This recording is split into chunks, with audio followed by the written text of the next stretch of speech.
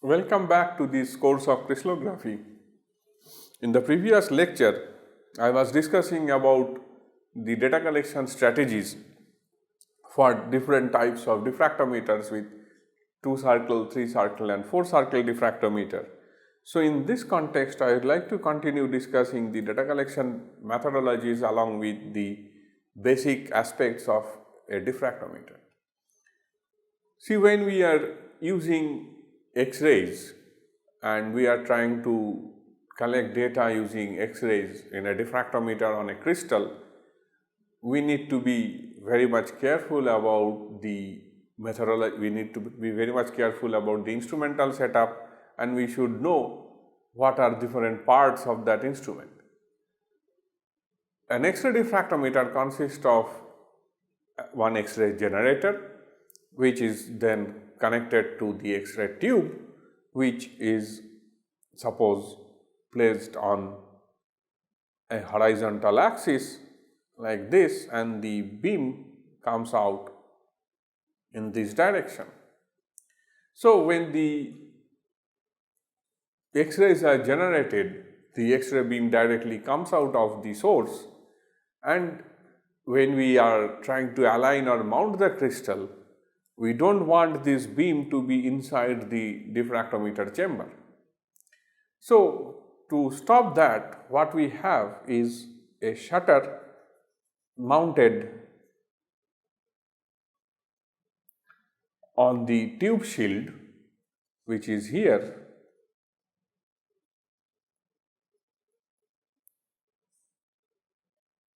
mounted on the tube shield to block the X-ray beam inside the tube only. So this is one main shutter that one operates during a data collection. The main shutter opens and it allows the X-ray to come outside the tube, and then in the beam path here we have a set of optics. What does this optics do? This optics has a number of jobs to do. The first thing is to eliminate the corresponding K beta radiation, and that is done by putting a filter of niobium in case of molybdenum. Niobium filter for molybdenum source. And then number 2 is to collimate the beam. So beam collimation is done. Beam collimation is done in this optics region, and the beam is made to come out of the collimator as a set of parallel rays. Remember, this beam that is coming out the collimator and directly falling on the crystal is of very high intensity. So the beam that comes out from the collimator is capable of penetrating through the crystal and go straight and hit the detector if kept in the beam path. This direct beam is of very high intensity. We have discussed about the intensities in the previous lecture, probably in the first week, and we know that this intensity can be very high if we have a rotating anode source. So this intensity can damage the detector. So to stop that direct beam which is passing through the crystal, one has to place a beam stop. So what it does is it stops the direct beam from falling to the detector, and this beam does not reach the detector at all. The beam is blocked by this beam stop. So the size of the beam stop is very important. If the beam is of 0.5 mm diameter, then the beam stop or the beam stopper should have a diameter of about 2 millimeter. So, if you remember the figure we displayed here, we have shown that there is a shadow region, present in this nice rotation photograph of a single crystal. This shadow region represents the shadow of the beam stop, which is actually mounted on the collimator and coming like that and stopping the direct beam from going through the beam stop.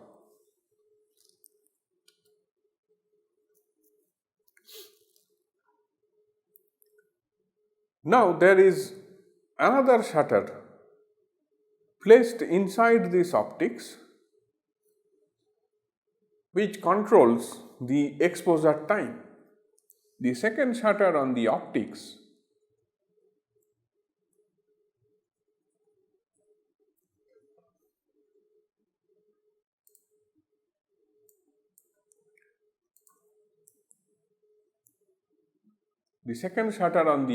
controls the exposure time.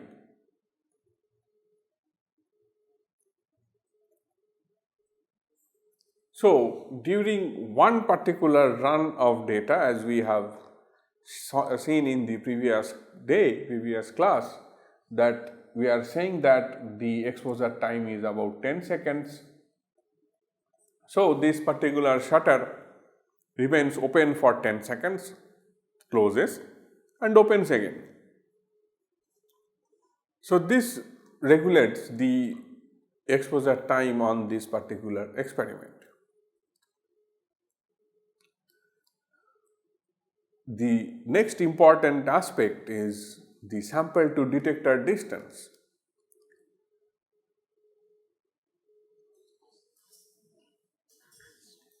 If we have a crystal located at this point, the distance at which the detector is kept is called the sample to detector distance, small d. This distance for any routine data collection can be between 4 to 10 centimeter, and the detector can move maximum up to 18 centimeter for various purposes. How do we decide what should be my detector distance? The detector distance is determined based on the lattice parameters.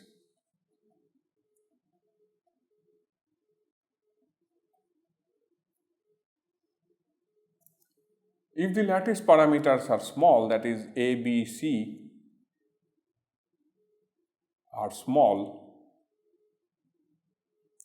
maybe less than 12 to 13 angstrom, all of them, that means the unit cell is very small. So, in that case, a smaller detector distance is suitable.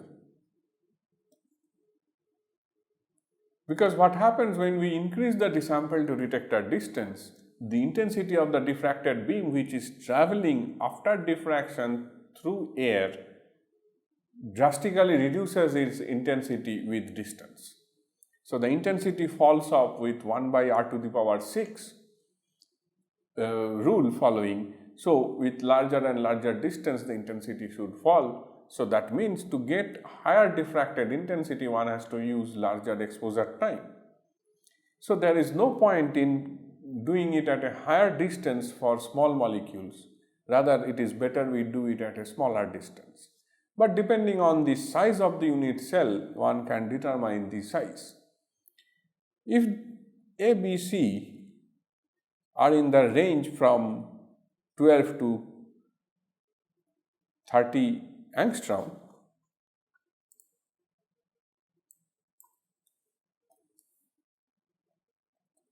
the most suitable distance can be 5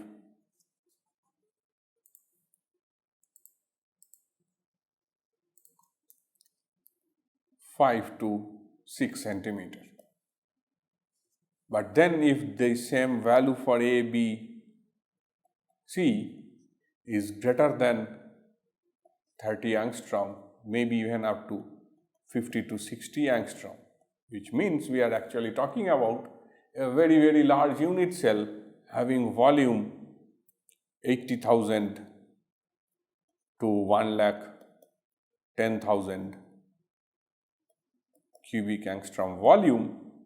In that case, the detector distance must be increased to about 7 to 8 centimeter to achieve a good resolution on the spots that are coming out of this.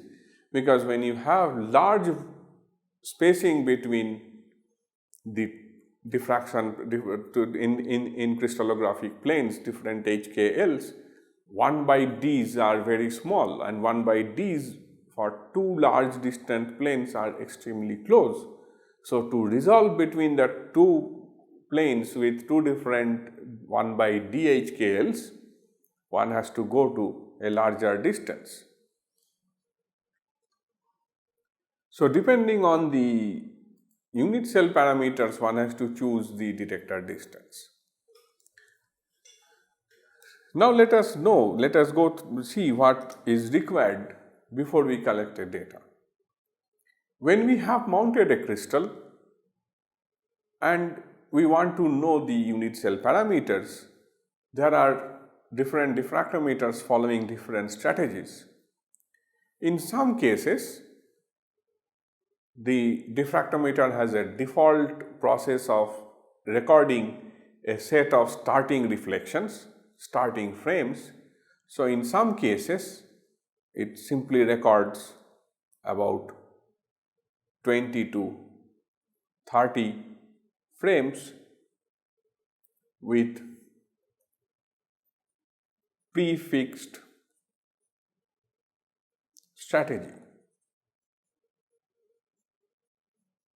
In most of the cases, that strategy cannot be edited, and in some cases you can extend the strategy. So, with this prefixed strategy, what it gives are tentative values of A, B, C, alpha, beta, gamma, and from that one can calculate the volume. And in this process, it also indicates the lattice type. That means whether it is a primitive lattice or a body-centered lattice or a face-centered lattice or a C-centered lattice. In case of monoclinic system, you can have C-centered lattice as well. So, based on this information, a crystallographer like us would now try to find out whether the molecule that we have can be fitted in the given volume with the particular lattice type. So, what we then do is we take the volume of the unit cell,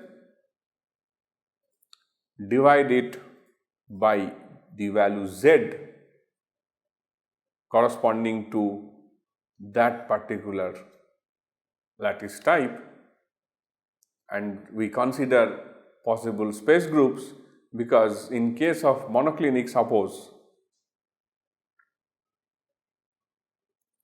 if it is P21, P2, PM, etc., the Z value is 2, but if it is P21 by M, P2 by M, C2, CC, Z equal to 4. So, depending on what kind of lattice is possible and what kind of lattice is coming, we divide it by Z. So, the volume being divided by Z, it means it gives you the volume of the asymmetric unit, that is the smallest unit that is required to represent the lattice, and that asymmetric unit must contain my total number of atoms. So, now if in a molecule you have a certain number of atoms containing nitrogen, hydrogen, carbon, oxygen, etc., we exclude the hydrogens and we calculate the number of non-hydrogen atoms as small n, which is the number of non-hydrogen atoms present in the molecule of interest, and we calculate this number. So, the volume of the unit cell is divided by Z, that means it is the volume of the asymmetric unit which contains my molecule, and then we are dividing that volume of the asymmetric unit, probably the molecular volume, divided by number of non-hydrogen atoms. So, this number results into the atomic volume. This atomic volume should range between 16 to 20 cubic angstrom. This is the average atomic volume, I would say. So, this average atomic volume should range between 16 to 20 cubic angstrom if the desired molecule has crystallized in this particular lattice, which we have determined from first few sets of reflections or first few sets of measurements. If the number does not match, then one has to think what is the reason behind it. There may be some solvents present in the asymmetric unit. So, depending on what solvent was used, how many number of atoms, non-hydrogen atoms could be present in the solvent, and how many such solvents may be present, one can redo this calculation and check whether with a corrected calculation whether that number is matching. If this number is not matching, then one has to change the crystal and then redo this measurement of initial few reflections. Once one has recorded these initial reflections and then is convinced with the identity of the crystal, one goes for data collection as we have discussed in the previous slide. So, now when we try to collect a data, historically there were lots of different methods of data collection. Initially, all these X-ray diffraction data used to be collected using a photographic film. If you remember, I have shown one of the photographic film data of a powder diffraction data, which shows a concentric set of rings. But on today's date, in modern times, we record these data sets using various area detectors, and those area detectors are also of different types.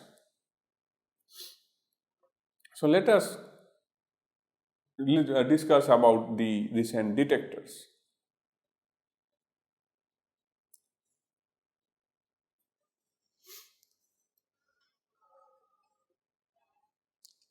So, in Xray diffractometers, we can use detectors like CCDs, which are called charge coupled device, or CMOS, which is the complementary metal organic semiconductor set of detectors, and there are other detectors which are direct photon counting detectors.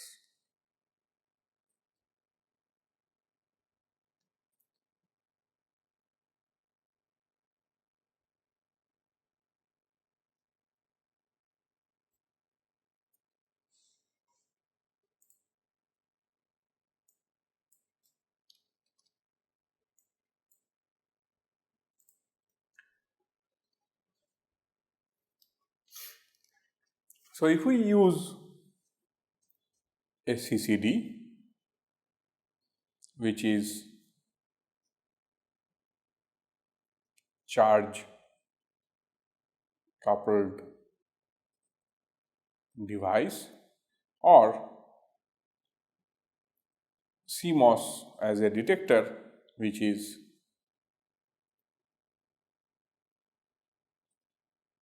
complementary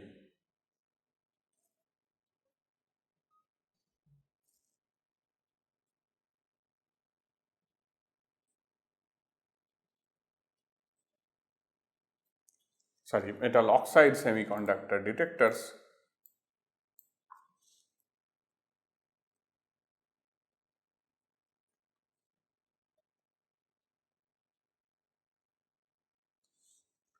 Both these detectors are essentially photosites, or they have pixels. What both the detectors do is that when light falls on them, they convert this light into charge, and then the charge is then converted to voltage.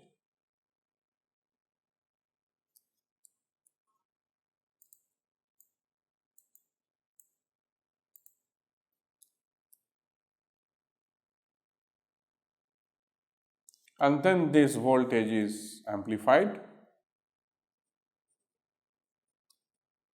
and recorded.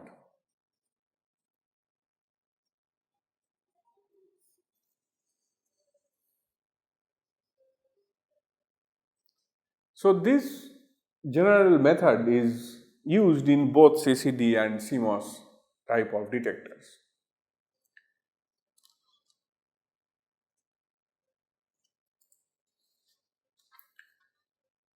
So now let us understand a little bit of underlying principle between these two different detectors and why one prefers CMOS against a CCD detector.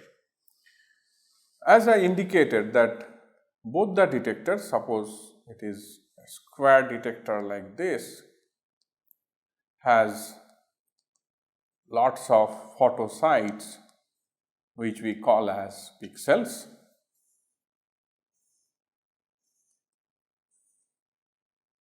and all these pixels are responsive to X-ray radiation. These are responsive to light, and in this case these are responsive to X-ray radiation, and wherever the diffracted beam falls, suppose somewhere there, here, there, here, and so on, a particular information is immediately recorded, that is the intensity of that diffracted beam, which is actually the number of photons that is falling on the surface. So now once these photons have impinged on that, immediately the CCD starts to process, and because of this impinging photons, a certain amount of charge is associated with those points, with those diffracted beam positions, and the charge is then transferred. In case of CCD, what happens is the readout happens column wise. So once all the pixels, all the photosites have been read in one column, then the second column is read, then the third column is read, fourth column is read, and so on. So this process takes a certain amount of time. That means reading out the data from each and every pixel for a CCD takes a longer time because the readout happens column wise and not simultaneously. In case of the CMOS detector, a similar thing happens. X-rays fall on the detector, but then each one of those photosites are simultaneously working as the converters. So these sensing sites the pixels convert the charge to the voltage immediately, and then that voltage is transmitted simultaneously to the amplifier. So, in case of CMOS, the entire readout is done simultaneous, and as a result the readout is much faster, and hence one prefers a CMOS detector over a CCD detector on today's date. The next point that one needs to understand in case of single crystal X-ray data collection is the temperature of data collection.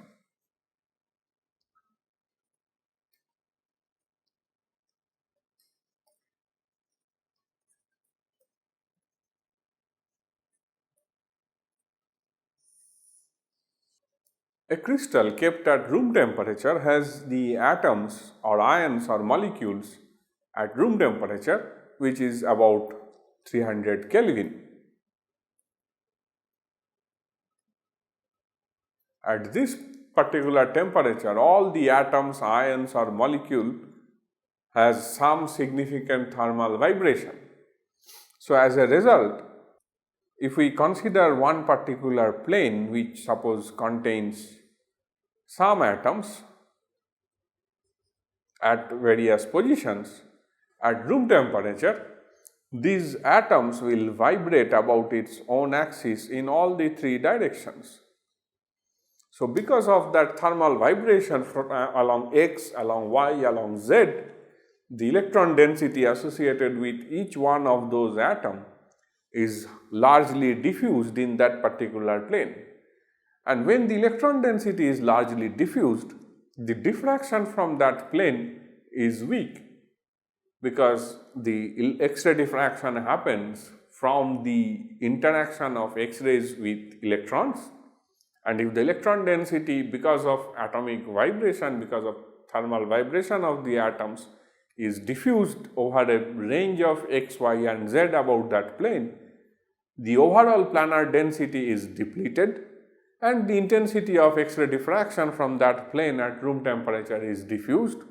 And what we end up getting is, if we try to determine the structure at room temperature, suppose we have determined the structure of benzoic acid,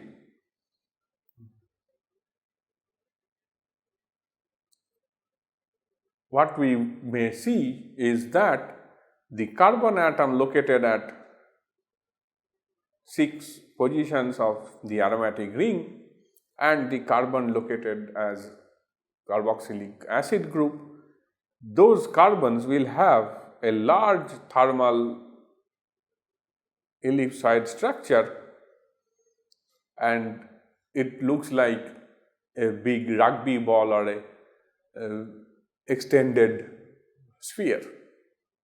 So, this happens because of the thermal motion of each and every atom present in a molecule.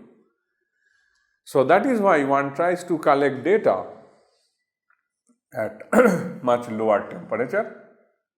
Ideally, one should collect the data at 100 K using liquid nitrogen cryosystem.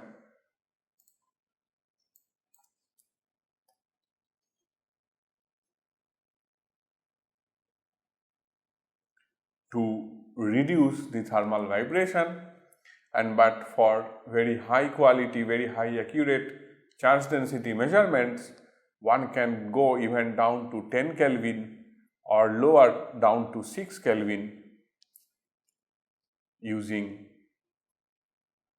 liquid helium as a source of cooling. So, what happens at much lower temperatures, maybe 50 degree to 100 degree or maybe 170 degree lower than room temperature, this thermal vibration is reduced.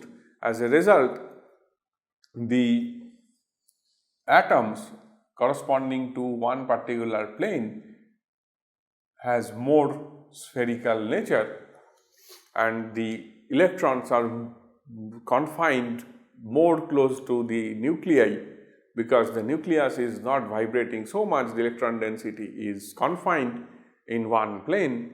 As a result, the diffraction quality, that is the intensity of diffracted beam, increases. So for any crystal, if you reduce the temperature to 100 K, it must improve the quality of diffraction from this crystal.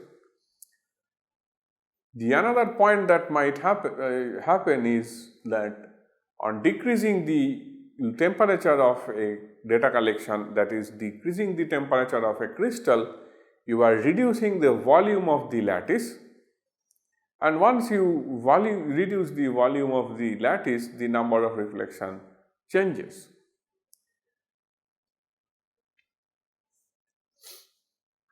So temperature has an important role to play in each data. The bond lengths and bond angles have also influence from this temperature. So the bond lengths and bond angles determined from a data collected at 100 Kelvin is much more reliable than a data collected at room temperature. That is why we tend to collect data at much lower temperature.